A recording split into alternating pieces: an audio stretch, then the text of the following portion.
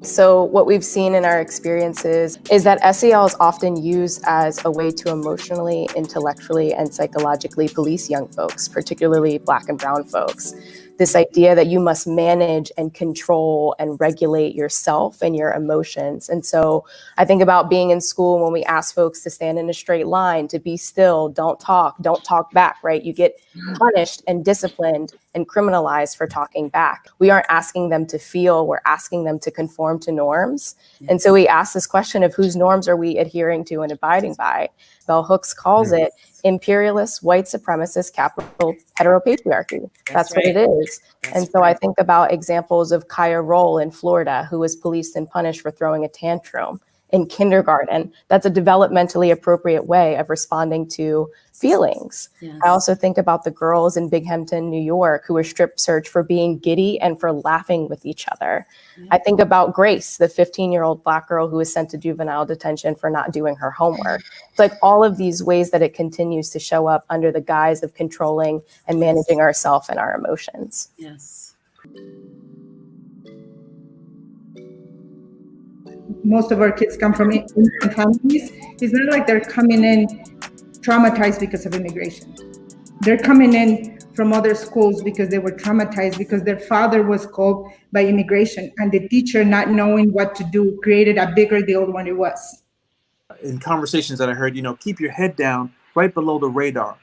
So if you're phenomenal, don't tell everybody, because if you're phenomenal, then this supreme idea of whiteness will tear that down. There's also, a structural component as well, that our political spaces and our decision-making spaces are set up to deliberately exclude young people and other voices from marginalized communities. And that's, by design, it's not an accident. Often queer youth voices, even before the pandemic, were sidelined on global level and on regional level. They were deemed as too political, too controversial. There is a lack of involving students to be advocates, to stand out, to show who they are, what they believe in, and to go against the systems that have oppressed them for decades.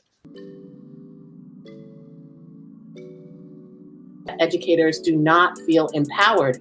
It's not that an educator doesn't want to release the reins a bit. They don't feel empowered by those in charge to release those reins. We need to bring that experience and feeling into the classroom and empower educators to step back just a bit, and empower school administrators, the school board, empowering school administrators to pull back a bit and allow students to create a constitution of sorts, or a restorative justice panel, or, there's so many different ways that we can give students the space to build the community that they want to live in. I feel like there is an awakening now that SEL has not served us well enough, right? SEL is not getting us the transformation that we want. So I think that by centering all our SEL work in equity, we are planting those seeds to do things differently. And I think that when we are able to have these conversations, I feel more hopeful and more empowered to be a disruptor in the circles that I move myself in. I know SEL has been a buzzword and has gained a lot of traction, but not just using it as a tool to modify or control behavior, but focusing on prioritizing the personal, social, and emotional needs of not only students, but staff. It's an orientation to relationship building. It's not a checklist, it's not a program, but rather a way of being and a way of being with one another. And it is also the social and emotional conditions that we have in the classroom that make it possible for students to engage in meaningful learning.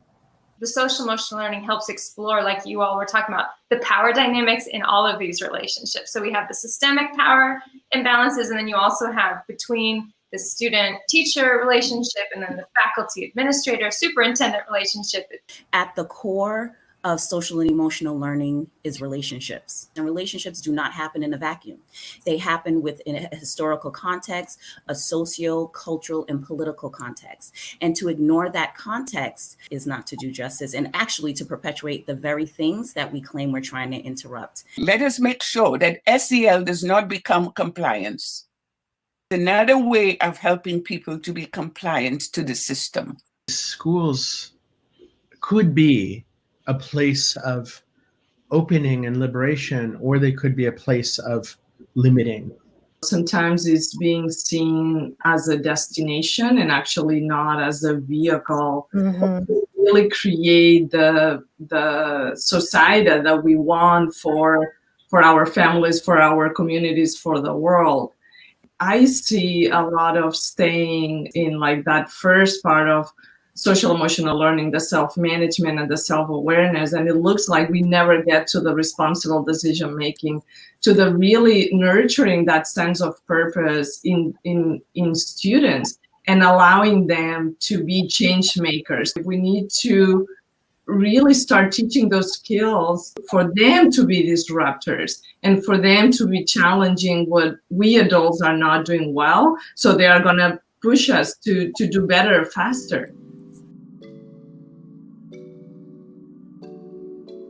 When I was a classroom teacher, I didn't see my power. And I didn't see that my power was rooted in systems of oppression. And so it comes out louder than I intend it to a lot of times. You know, I might think that I'm speaking just as me, a guy who feels inadequate and whatever, but I'm also speaking as part of a system. And that's very hard to reckon with. I'm a dance teacher, and so kiddos come to me after school and they're like, Miss Sierra, my teacher told me I talked too much. Do I talk too much? Like, they have all these questions, doubting themselves because they were told these messages about how they were either too much or not enough. And then they look at a curriculum that doesn't truthfully show them history, right? They learn about two figures in history that look like them or that have a similar background, and don't learn about like the strategic organizing that goes behind large movements like the civil rights movement, the Black Lives Matter movement. And so belonging is so deeply tied to that, because it's like, how do you develop a deep sense of self when you feel like you don't belong, or when you're told that who you are and what you bring to the world is not valued and it's not affirmed? Especially as an immigrant, you come into the country. School is where you get colonized once again. The lack of cultural competency, trying to make them be whoever they were not or behave certain ways as the mainstream, make them bad kids, made them unfit for certain schools. When we start looking at it like that, that is in our community. We do that. We did that 500 years ago. Yeah, like let's be real about this, right? We talk about culturally responsive pedagogy. We talk about culturally responsiveness in education. Education in America has always been culturally responsive. It's responsive to white culture. Yeah. White, upper class, middle class culture. Yes. What we really need to the call to action is to have a culturally expansive way of doing things. How do we call in other ways of knowing and being from different cultural perspectives to inform the pedagogy, to inform how we interact with ourselves? As someone who's doing both the equity and SEL work, one of the things that I've noticed is that when I am in equity spaces where we're having explicit conversations about anti-racism and social justice, you have to engage the SEL process. But that is not true for SEL. It's not true that when you're in spaces talking about social emotional learning that you're engaged in equity processes. And so that's something for us to think about. Equity is not equality. And I think of it in terms of asking questions. You know, where's a person at? What do they need? And how do we empower them to get from where they're at to what they need? It's very different for each and every individual. It's very different for each and every group. What do people need to get to where they need to go so that they feel like whole people? We have to always be aware of our power, privilege, and biases as we're forming these relationships. Because when you get to know more about people, you're still going to have those thoughts pop in that are judgmental. So we can't build intentional, truthful, nurturing, and trusting relationships unless we identify and acknowledge power and privilege within dynamics as well. You better check yourself before you wreck yourself. And the check yourself part is being aware of your own cultural values, your own emotions, your own biases, and sort of having the intention to truly understand the most vulnerable in any population that you're serving. And that understanding comes from seeing value in their story and listening to their story, and also from purposely switching your brain to have the intention to find strengths and using those strengths as leverage points. We have to look at the power structure, the entire structure, and we have to help children understand their power structure. Sort of top down, bottom up, like parallel systems where students, administrators, literally on the ground are doing this inner work, reflecting on their roles in the system, identifying ways that don't facilitate equity, to really understand what equity is. And I do that by using, reality pedagogy and culturally responsive teaching so that we can address the trauma of systemic racism and oppression in general. So I talk to my students about special education. I talk to them about racism, about food deserts, about violence against communities. And then I open up space for them to reflect on current events and about things that are going on, in their realities. And I think that, that's the way our students have feelings, but if we just present it through the lens of like, this is what's going on, this is the history of education or the history of our country. How do you feel about that? Are there any connections that you can make from the text to yourself or from this text to the world? I try to, tie in what's going on and then allow that space for them to say like, oh, I've seen that before, or I felt that way before. I remember, when I was in middle school and I was getting in a lot of trouble and then we had a meeting. They have it inside of them. And I think it's just allowing those opportunities to reflect on systemic violence and oppression, and they'll make the connections themselves a lot of times. And the validation that that light bulb that you see when they go like, oh, so it's not me. Exactly. Like, it's not me. Like that you are taking tons of weight that they had, that they feel guilty, that they feel dumb, that they feel all these things that they told them it was their responsibility or their parents' responsibility. I think we have to break down those power dynamics in schools too and make these safe spaces, home places for our kids and for our staff, where we can show up as ourselves. We can feel the full spectrum of our emotions. But the way we set up the school day, the way we set up, our programs, it feels like we don't have time for these things. And I think we're being forced to shift and prioritize feelings, self-care, social and emotional needs. And that does disrupt the patriarchal and white supremacist views too, because we're humanizing everyone through this experience and we're disrupting that entire power cycle as we do social and emotional learning better in school. Even as we talk about this idea of belonging, it's far more than just I'm in a space and everybody looks like me. Because as you just, I said, Josh, you were in school and you didn't feel that way. And maybe you were in a homogenous space. It transcends the optics of this, right? It's a way of being and knowing and again, connecting with heart and mind. That is I think the jumping off point for building trust. I can't build trust if I don't feel safe. And, I can't feel safe if I don't feel like I can show up as myself and be myself. It's hard sometimes for us to create and cultivate spaces of belonging for people because that's the way we were brought up. We're coming through the exact same systems that we're trying to now interrupt. And sometimes we don't know what an alternative may be. Simple things to build trust, create safe spaces without judgment for everyone.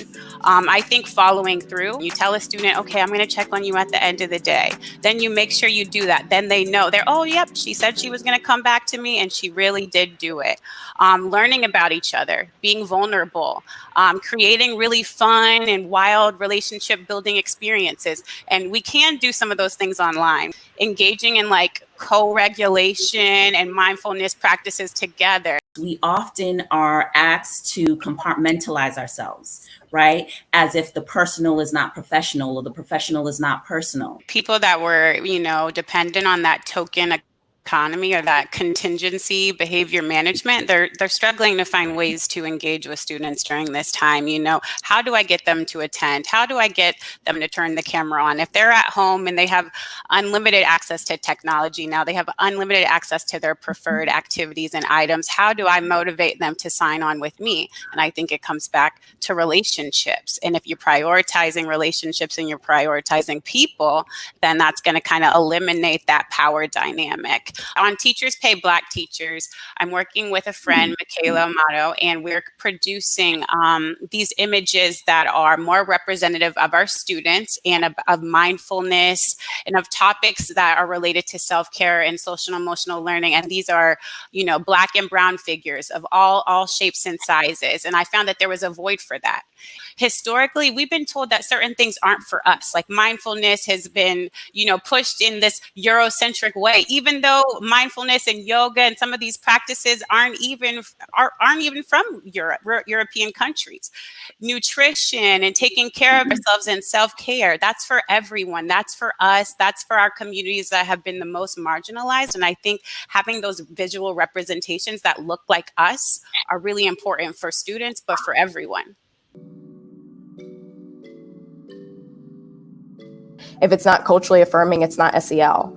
And if you are not deeply rooting SEL practices, our orientation to relationship building with young folks, with each other, with our community, with the world, then there is no understanding of what equity can be. Because for us, SEL means deep relationship with self, deep relationship with others, but also with ancestors, with the land, with our passions, with our joys, with our hobbies, with our righteous rage.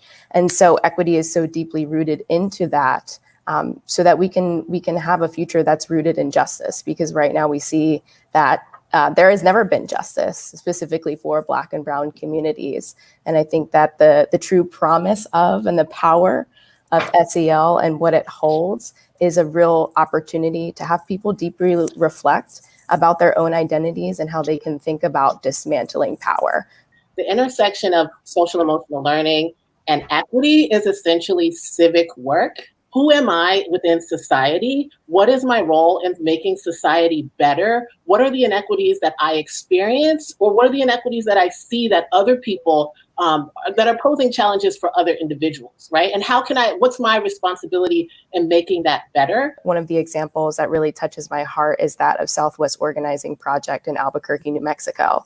And they talk about food justice and use community gardening as a way to develop deep relationships with each other, with self, but also with the land that has historically been stolen from Black and brown communities, and healing through that process.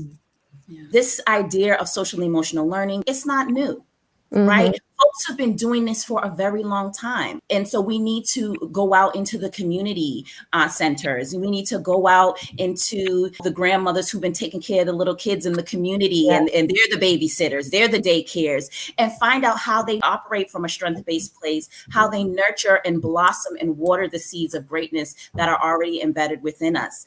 And so there's a way of expanding what we consider SEL, right? I don't where do we start? It's a lot that administrators are having to deal with. Personally, emotionally, how do you let go? This shift of trust back into humanization, back into liberation, it has to come from top to bottom. We cannot expect students to liberate us. Coaches give guidance, right? They offer some suggestions, but ultimately the goal of the coach is to bring out what is already within the athlete. There is no coach who I think is thinking to themselves, I need to put in athleticism in you. I need to give you something of myself that you don't already have. Instead, the focus of a coach is, I am going to create the conditions so that what is already implanted in you, the greatness that is already in you, is able to blossom and grow. And that is the paradigm shift we need to have within education. You know, we ask this question of what is the purpose of SEL, but also continuing to return back to this question of what is the purpose of education, and feeling reinvigorated in the power of education, of SEL as opportunities to to create spaces for humanizing learning, to create spaces for healing so that we can learn, so that we can be in community with each other, and so that the barriers don't continue to stay up.